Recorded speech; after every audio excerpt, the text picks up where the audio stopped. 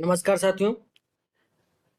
हम लोगों ने कल जो है विधानसभा को समझ लिया था, जो भी हमारा पॉलिटिकल लास्ट लेक्चर था। उसके बाद मैंने आपसे कहा था कि विधानसभा से संबंधित थोड़ा सा इम्पोर्टेंट है ये सेक्शन, इससे सवाल बहुत पूछे जाते हैं। तो मैं जब सवाल देख रहा था तो बहुत सारे सवाल इससे पूछे गए हैं, तो उसको भी हमने एक दो पार्टों में उसको डिवाइड किया है, ताकि मैं थोड़ा सा आपको समझा भी सकूं कैसे सवालों को हल किया जाता है और चीज़ों को थोड़ा आसानी से समझा जा सके। चलिए तो आगे बढ़ते हैं, देखते हैं क्या क्या क्या सवाल आयोग द्वारा पूछे गए हैं इसमें। पहला सवाल तो देखिए, जो सिंपल हुआ करता है वो मैं बता दूं, इससे आपको क्या सीखने को मिलेगा। भारतीय संविधान के अनुच्छेद 170 के अनुसार किसी राज्य की विधानसभा के सदस्यों की न्यूनतम एवं अधिकतम संख्या क्रमशः होती है। तो पहली बात तो पता चलेगा कि ये किसकी बात कर रहा है, अनुच्छेद 170 की।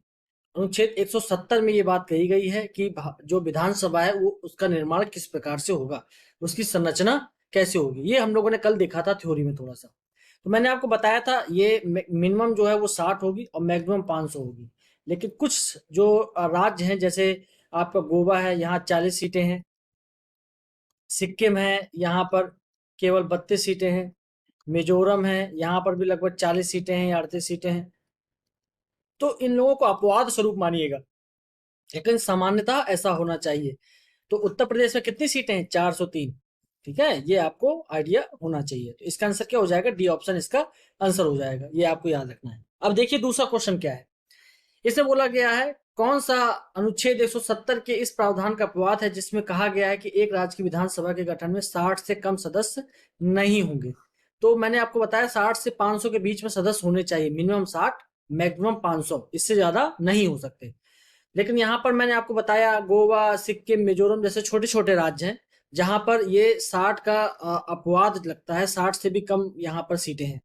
तो यहाँ पर जो है आपको सिक्किम यहाँ पर दिखाई दे रहा है, और गोवा भी लिखा होता, मिजोरम लिखा होता तो वो भी आंसर होते। तो यहाँ पर सिक्किम लिखा हुआ है, सिक्किम यहाँ पर आंसर सही हो जाएगा।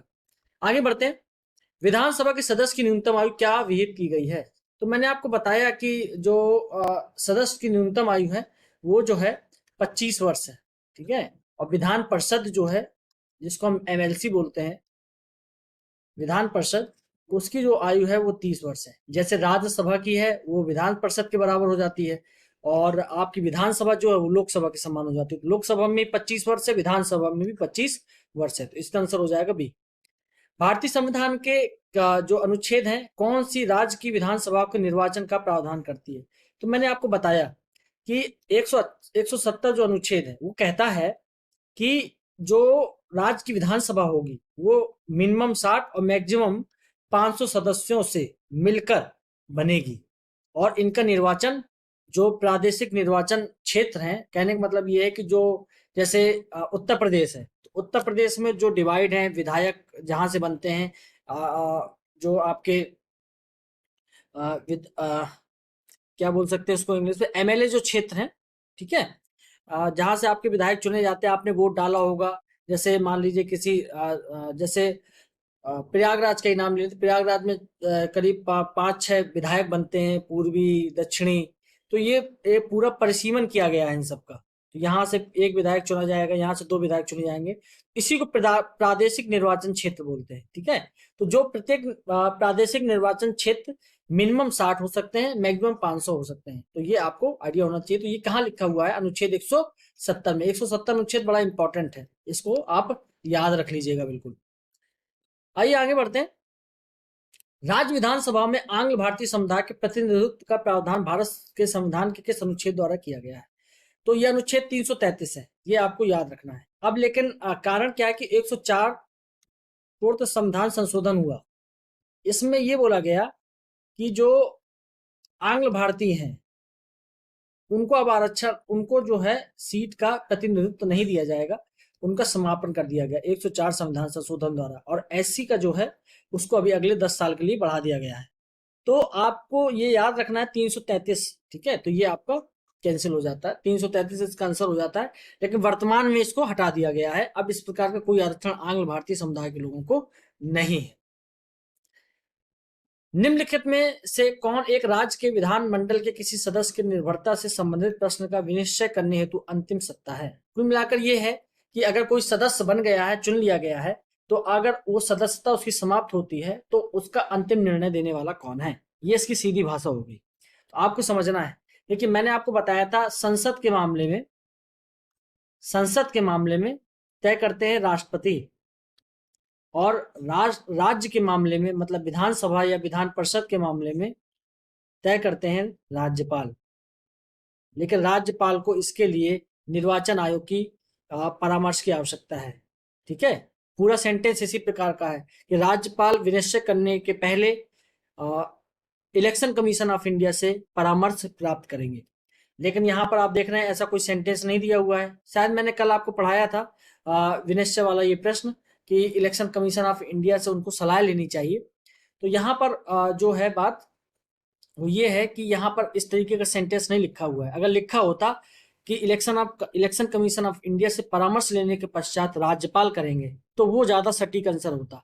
ये भी सही है, जब वो ऑप्शन नहीं दिया है तो दूसरा सबसे बेस्ट ऑप्शन राज्यपाल है आपका। तो ये आपको याद रखना चाहिए। राज्य विधानसभा के निर्वाचन का संचालन कौन करता है? कल ही मैंने आपको बताया, निर्वाचन अभी हम पढ़ेंगे इलेक्शन कमीशन ऑफ इंडिया। ठीक है, इलेक्शन कमीशन ऑफ इंडिया में वो 6 प्रकार के चुनाव कराता है, राष्ट्रपति उपराष्ट्रपति के, विधानसभा विधान परिषद के, लोकसभा और राज्यसभा के। तो राज्य विधानसभा का चुनाव कौन करवाता है? भारत का निर्वाचन आयोग। ठीक है, राज्य का निर्वाचन आयोग अलग है, ये पंचायतों का चुनाव कराता है। 243 के और 243 जेड ए, इससे नगर पंचायत का चुनाव होता है, और 243 के से आपके प्रधानी का चुनाव होता है, ब्लॉक प्रमुख का चुनाव होता है। आपने चुने होंगे, ये आपने देखा होगा, ये जिला पंचायत का चुनाव ये करवाता है। राज्य की विधानसभा के 17 अवसान, देखिए मैं आपको पहले भी पढ़ा चुका हूँ, संसद में पढ़ाया है मैंने कि 17 अवसान का मतलब क्या होता है। जैसे एक सत्र हुआ, मान लीजिए 20 दिन का एक सत्र चल रहा है संसद में, ठीक है, उस सत्र समाप्त हो जाता है तो जो वहां का स्पीकर होता है वो स्पीकर बोल देता है कि आज से सत्र जो है एडजर्न किया जाता है, स्थगन किया जाता है। स्थगन कर दिया गया। अगर ये परमानेंट स्थगन होता है तो कुछ समय बाद राष्ट्रपति एक अधिसूचना निकालते हैं कि इस बार का जो सत्र है वो समाप्त कर दिया गया है, 17 अवसान कर दिया गया है। वहां पर कौन निकालता है? 17 अवसान करने का केवल और केवल जो पावर है वो राष्ट्रपति के पास है संसद के मामले में, और राज्य के मामले में राज्यपाल के पास है। ठीक है, ये आपको इससे कंफ्यूज नहीं होना, ये सवाल पूछा जरूर जाता है, इससे बहुत कंफ्यूजन होती है 17 अवसान से। 17 अवसान, जबकि स्थगन स्थगन और आप एक मतलब बिना बताए मतलब एक लंबे समय के लिए स्थगन कर दिया जाए तो वो भी सारी पावर स्पीकर की होती है, लेकिन 17 अवसान की पावर स्पीकर की नहीं होती। ये राष्ट्रपति करेंगे केंद्र के मामले में, और राज्य के मामले में राज्यपाल करेंगे। यहाँ आंसर आपका राज्यपाल हो जाएगा, ये आपको याद रखना है। यदि किसी राज्य की विधानसभा का अध्यक्ष पद त्यागना चाहे तो उसे अपना त्याग पत्र देना चाहिए। देखिए, मुख्यमंत्री अगर अपना पद त्यागेगा तो वो राज्यपाल को देगा। ठीक है, राज्यपाल को अपना पद त्यागना है तो राष्ट्रपति को देगा। जो नियुक्त करता है उसी को समान स्थिति में देना होता है। उपाध्यक्ष को, इसको छोड़ दिए, भारत के राष्ट्रपति को अगर अपना इस्तीफा देना है तो उपराष्ट्रपति को देगा, उपराष्ट्रपति राष्ट्रपति को देंगे। तो ये पूरा सिस्टम बना हुआ है। तो उसी प्रकार से स्पीकर को अगर इस्तीफा देना है तो वो डिप्टी स्पीकर को देगा। तो यहाँ पर कौन है? अगर विधानसभा का अध्यक्ष स्पीकर देना चाहेगा तो विधानसभा के उपाध्यक्ष को वो एक लिखित लेटर देगा, और उपाध्यक्ष की जिम्मेदारी है कि वो राज्यपाल तक उसका लेटर पहुंचाए। ठीक है, अब आगे बढ़ते हैं। राज्य की संचित निधि का संचालन किया जाता है। अब आपको पहले पता होना चाहिए संचित निधि होती क्या है। देखिए, आर्टिकल 267 है, इस पे इससे ज्यादा सवाल नहीं पूछा जाता। 267 में 3 प्रकार की निधियां दी हुई है। केंद्र के मामले में जो निधि दी हुई है वो दी हुई है संचित निधि, जिसको कंसोलिडेटेड फंड बोलते हैं। फिर दिया है लोक लेखा पब्लिक फंड, और एक है आकस्मिक निधि जिसमें 500 करोड़ रुपया आपका पड़ा रहता है। जैसे संचित निधि और लोक लेखा निधि से अगर आपको इससे पैसा निकालना संचित निधि से, तो बिल लाना होगा, वित्त विधेयक लाना होगा, फिर वो पास होगा, फिर वो पैसे निकलेंगे। ठीक है, आकस्मिक निधि में ऐसा नहीं होता है, आपको पहले पैसा निकाल सकते हैं लेकिन फिर बाद में आपको उसकी जानकारी संसद में देनी होगी या विधानसभा में देनी होगी। तो जैसे केंद्र सरकार में ये बनता है, ऐसी प्रकार से 267 भी राज्य सरकार में भी सेम व्यवस्था करता है। राज्य सरकार की संचित निधि होती है, लोक लेखा निधि होती है, आकस्मिक निधि होती है। तो संचित निधि से अगर पैसा खर्च करना है राज्य सरकार को, तो विधानसभा में एक बिल आएगी, वो पास होगा, उस पर सवाल उठाए जाएंगे, तब वो जाकर पैसा खर्च कर सकते हैं। तो राज्य की संचित निधि का संचालन कौन करता है? तो जब आप समझ रहे हैं कि इससे पैसा तभी खर्च किया जाएगा जब राज्य के जो विधानसभा है, राज्य की जो विधानसभा है, वो इस पर बिल पारित करे। तो यहाँ पर कौन इसका सही आंसर हो जाएगा? इसका सही आंसर हो जाएगा डी आंसर। राज्य की विधानसभा जो है वो विधानमंडल या विधानसभा कह लीजिए, तो वही इसका संचालन करता है, ये आपको याद रखना है। ठीक है, आगे चलते हैं। निम्नलिखित में कौन सा राज्य की आकस्मिक निधि की स्थापना के लिए उत्तरदायी है?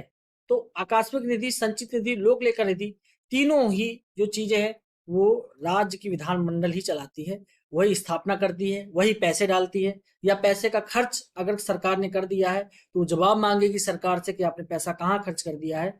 इसी प्रकार से उत्तरदायी सरकार का गठन होता है यहाँ पर। ठीक है ना, इसलिए पक्ष विपक्ष होता है। पक्ष ने पैसा खर्च किया जो सरकार में है, तो विपक्ष पूछेगा आपने इतना पैसा क्यों खर्च किया। यही सब चीजें होती हैं। धन विधेयक के अतिरिक्त एक विधेयक जो विधानसभा में प्रथम बार पारित कर दिया गया हो तो विधान परिषद में कितने माह तक पड़ा रह सकता है? तो ये आपको पता होना चाहिए। धन विधेयक को मैंने बताया था आर्टिकल 107 है, 109 है धन विधेयक के बारे में। इसमें बोला गया है कि धन विधेयक वो विधेयक होता है जिसमें करों की बात होती है, और इसका अंतिम निर्णय जो लेता है कि कोई विधेयक धन विधेयक है या नहीं, वो स्पीकर लेते हैं। ठीक है, विधानसभा में विधानसभा अध्यक्ष, और अगर आप लोकसभा में चले जाएंगे तो लोकसभा अध्यक्ष उसका निर्णय लेते हैं। तो अध्यक्ष इसका निर्णय लेते हैं और वो लिख देते हैं उसी बिल के ऊपर कि ये धन विधेयक है। धन विधेयक हो जाने की वजह से पावर पूरी की पूरी विधानसभा के मामले में विधानसभा को हो जाती है, और संसद के मामले में लोकसभा को केवल हो जाती है। मतलब जहां डायरेक्टली चुनकर आते हैं, तो राज्यसभा या विधान परिषद की पावर को थोड़ा सा ये धन विधेयक कम करता है। तो धन विधेयक के मामले में कोई भी चीज विधान परिषद हो या राज्यसभा 14 दिन से ज्यादा नहीं रोक सकती। अगर वो 14 दिन से ज्यादा रोकती है तो उसको पहले ही पारित माना जाएगा धन विधेयक को। ठीक है, तो पावर कम करता है। तो 14 दिन धन विधेयक के मामले में। लेकिन यहाँ पूछा गया धन विधेयक के अतिरिक्त, मतलब धन विधेयक नहीं है उसमें शामिल, शेष विधेयक के लिए विधान परिषद और राज्यसभा में थोड़ा सा नियम चेंज हो जाता है। राज्यसभा में ऐसी कोई लिमिट नहीं है, लेकिन विधान परिषद के लिए ये लिमिट दी गई है।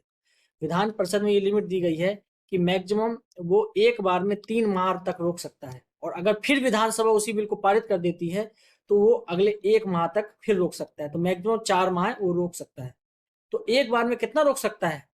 वो केवल 3 माह रोक सकता है। यहाँ पर 3 माह आंसर ये दिया हुआ है आपका सी। तो ये आपको याद रखना है, 3 माह।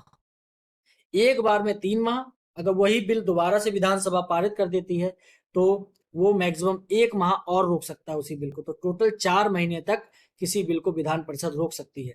लेकिन विधान परिषद अगर वो 4 महीने में कोई निर्णय नहीं ले पाती है या विधानसभा को निर्णय पसंद नहीं आता है तो उस बिल को पारित माना जाएगा। ठीक है, तो ये आपको यहाँ पर मैंने ये बेसिक सी चीजें थोड़ा सा समझा दी हैं। सवाल इस पर हमेशा बना करता है। भारतीय संविधान के अनुच्छेद 162, ये आपको पता होना चाहिए। ये यूपीपीसीएस 2019 से पूछा गया था, बहुत कंफ्यूजिंग था उस समय, क्योंकि इतना डीप सवाल नहीं पूछा जाता था। आप इससे कंफ्यूज मत होइएगा, कभी कभार ऐसे सवाल आ जाते हैं, आपको घबराने की आवश्यकता नहीं है। तो किसी प्रकार से आपको घबराना नहीं है, याद रखिएगा। यहाँ पर जो है 162 जो है वो बोलता है राज्य की कार्यपालिका शक्ति का विस्तार। इसका आंसर जो है वो डी है। इसमें लिखा हुआ है कि राज्य जो है, जो अपने विषय है, राज्य विषय, जैसे आपने केंद्र सूची सुनी होगी, राज्य सूची सुनी होगी, जैसे 7वीं अनुसूची का आपने नाम सुना होगा ना। 7वीं अनुसूची में केंद्र सूची है, राज्य सूची है, समवर्ती सूची है। समवर्ती, तो कोई भी राज्य की कार्यपालिका राज्य सूची के अंतर्गत जितने विषय आ रहे हैं उस विषयों का वह उस पर उसकी शक्ति का विस्तार कर सकती है और नियम बना सकती है। तो वही बात अनुच्छेद 162 में कही गई है। तो आज ये हम लोगों ने जो सवाल किए हैं आज इतना ही रखते हैं। अभी इसमें और सवाल है, उनको भी थोड़ा डीपली समझना पड़ेगा ताकि हमारी चीजें थोड़ा सा दिमाग में चढ़े। आज इतना ही रखते हैं। नमस्कार।